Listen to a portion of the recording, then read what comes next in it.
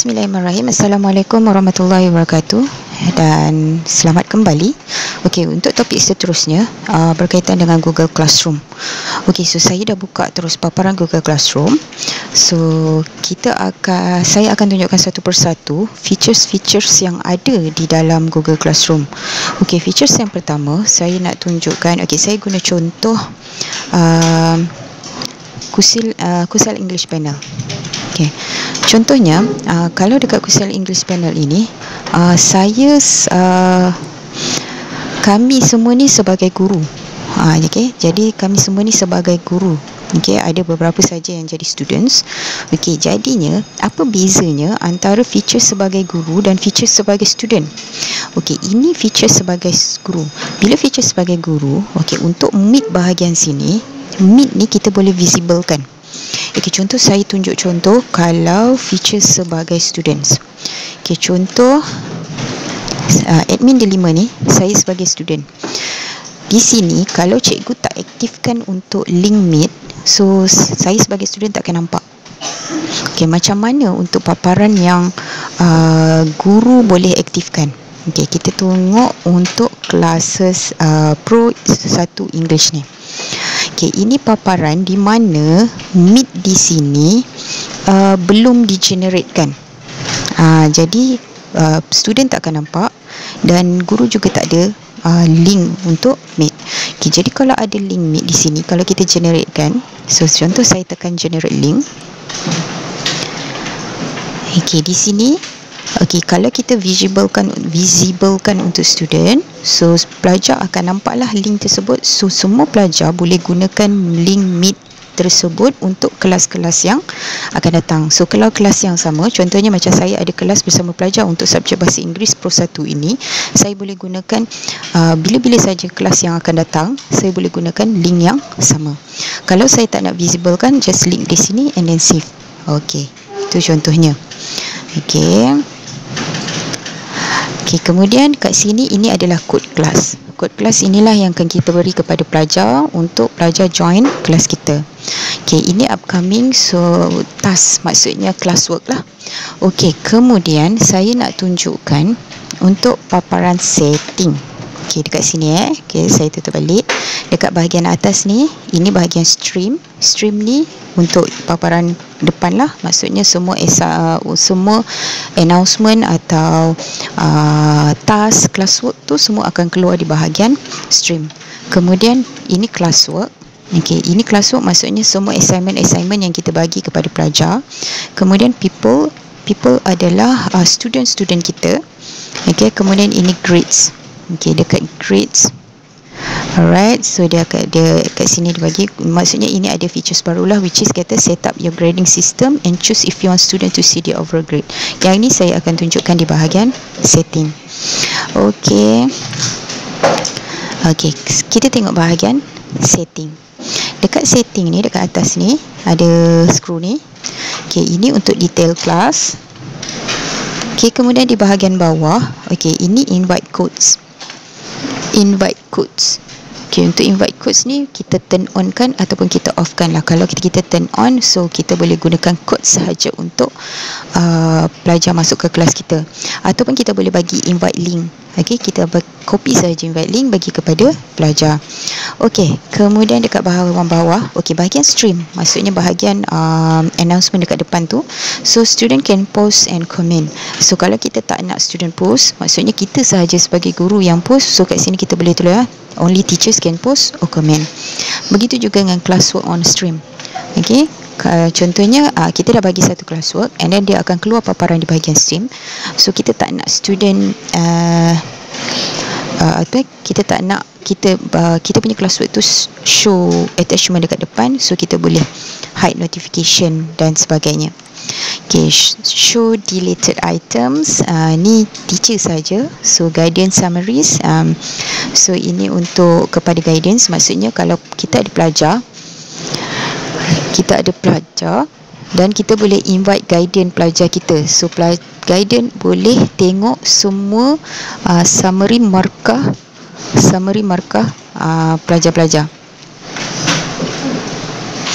Okey, kemudian ini kalau kita nak visiblekan ataupun tidak visiblekan. Di sini juga kita boleh manage. Okey, kemudian grading. Ini yang tadi yang dinyatakan. Okey, untuk grade, so kalau kita nak letakkan overall grade, which is kalau kata berapa point yang kita nak letakkan, maksudnya sekali pelajar hantar dan kita boleh terus letakkan 100 ke 50 ke 80 ke berapa, yang itu kita boleh, ataupun by category.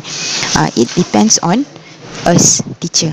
Okey, so kategori ni kita boleh fikirlah kita nak letak kategori apa. Okey, so okey, saya discard. Okey, itu untuk bahagian setting. Okey, kemudian kita nak tengok bahagian classwork. Okey, kita nak tengok bahagian classwork. Okey, classwork kat sini, okey, contoh kita create assignment. So dekat sini kita ada assignment. Okey, kemudian kita ada quiz assignment, kita ada question, kita ada material, atau kita ada reuse post, atau kita ada topik. Okey, topik ni sangat penting. Topik ni dia sangat penting supaya kita boleh bahagikan pecahan-pecahan assignment kita itu berada di kategori mana. Okey, so topik itu adalah kategori. Okey, kemudian ini dia punya pemecahan kita punya classwork. So kalau macam cikgu nak bagi soalan dalam bentuk Google Form, okey, kepada pelajar, boleh terus buat menggunakan quiz assignment. Contoh kat sini quiz assignment. So cikgu dah tak perlu nak letakkan nama pelajar, nak setkan nama pelajar. So dekat sini tu dia dah terus siap kepada nama-nama pelajar.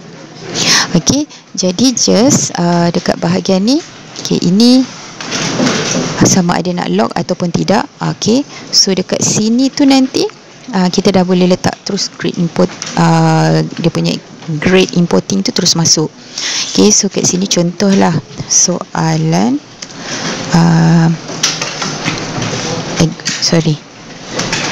grammar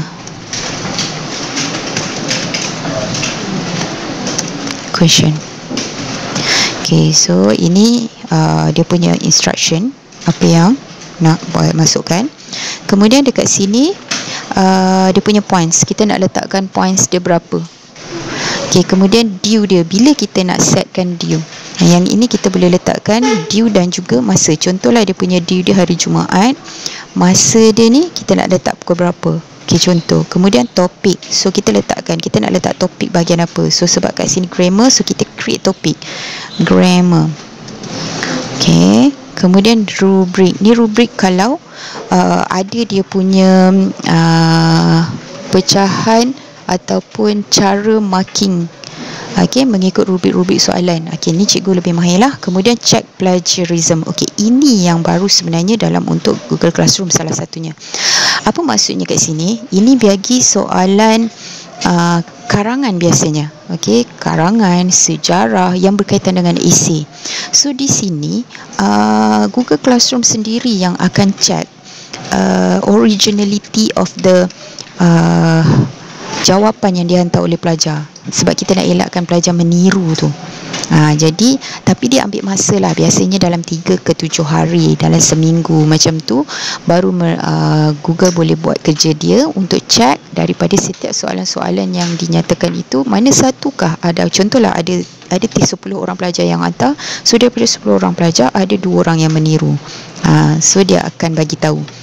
Okey, contoh. Okey, kita tengok dekat sini, kita buka terus dia punya Google Form.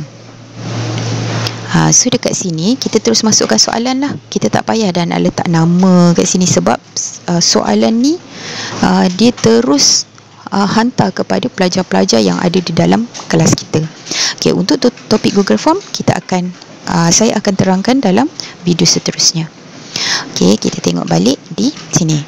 Okey, kemudian contohlah kita ni ada banyak kelas. Saya ada kelas Pro 1, Pro 2, Pro 3, Pro 4 dan seterusnya. So saya nak gunakan soalan yang sama dan nak hantar kepada beberapa kelas. Okey, dekat bahagian atas ni, for ni, kat sini, di sini all student, which is semua orang, semua pelajar yang ada dalam kumpulan kita tu kita akan hantar.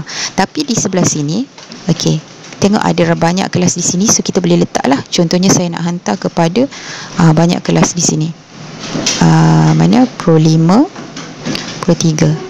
Okey, kita dah pilih semua, and then 5 classes to all student, and then kat sini pula dekat tepi kita boleh schedule kan, kita boleh save, sama ada kita nak savekan sebagai draft. Maksudnya kalau save draft ni maksud kita boleh ubah akan datang. Schedule kan, kita schedulekan dia punya masa, and then kita assign. So kalau kita nak schedule dia punya masa tu, kita boleh setkan lah, kita nak soalan tu akan dipost kepada pelajar pada hari apa, pukul berapa, masa dia bila, okay. Ataupun nak terus assign, so boleh tekan klik assign. Okay, so itu sahaja berkaitan dengan Google Classroom. Okay, so kita jumpa lagi untuk video akan datang.